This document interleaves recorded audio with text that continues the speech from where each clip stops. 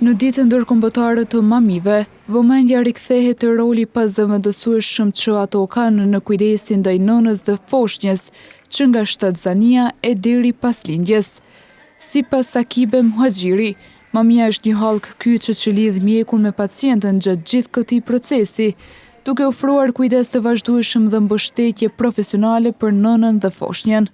Mamia në rol kryesor që ka në këtë proces, sepse është shtyllë që ndihmon mjekun dhe pacientin në para lindjes, domethënë gjatë shtazanisë, pas shtazanisë, në të gjithë procesin është urlidhse për ndihmimin e pacientit, foshnjës dhe kolegëve.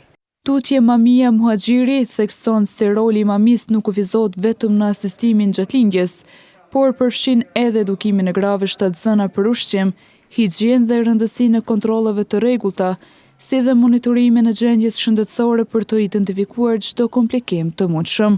Ndihmon shumë duke bërë edukimin e pacientit, për shembull te shtatzënat i tregon për shembull ushqeshmërinë, higjienën,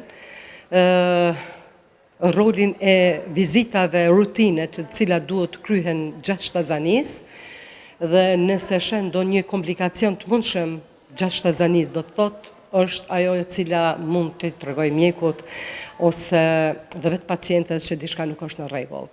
Bën monitorimin e fëmisë, monitorimin e pulsit, tensionit dhe shenjave vitale në përgjithësi të pacientja.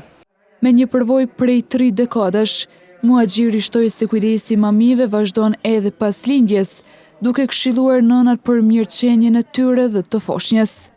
Këtë profesion jam që 33 vjet, jam mami e vjetër, kemi mjaft rol, domethënë kemi me pozitivitet të ndikojmë te shtatzana.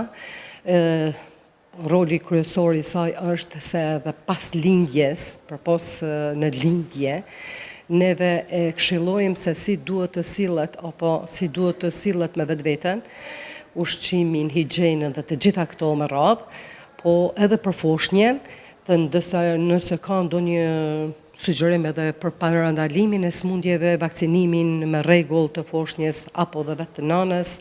Mes tjerash, Mamia Muhaxhiri tregoi se me cilat sfida përballen ato.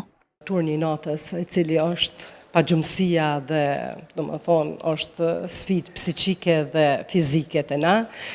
Kemi edhe sfida të cilat për shembull më shumë ku të komunikojmë, ku të janë në mënyrë emocionale nëna, të rastet fatale do të thotë kur duhet bisedon me nonën dhe me pjesëtarët e familjes, domethënë këto janë sfidat pak më të rënda. Dita ndërkombëtare e mamive shënohet çdo vit me 5 maj për të nderuar rolin jetik të mamive në shëndetin e nënës dhe fëmijës, i cila u festua për herë të parë në vitin 1991.